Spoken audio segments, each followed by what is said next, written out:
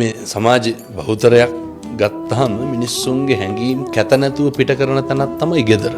කවුරුත් මොකුත් කියන්න කෙනෙක් නැහැ. මාව ජජ් කරන්න මට කවුරුත් නැහැ. ඒක මගේ. මාව පාලනය කරන්න මට කවුරුත් නැහැ. කවුරුත් මට දඩුවම් කරන්නෙත් නැහැ කියලා හිතලා අපි ගෙදරදී විවෘත වෙනවා.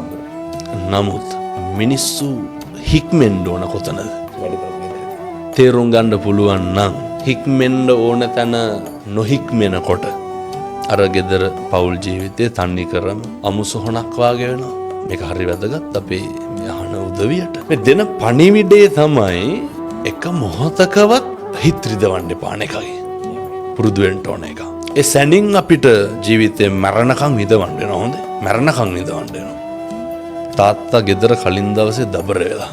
දබර වෙනකොට පොඩි උන් බය වෙනවා. තාත්තා පහවදා උදේ වැඩට යනකොට පොඩි එක කතා කරලා නැහැ.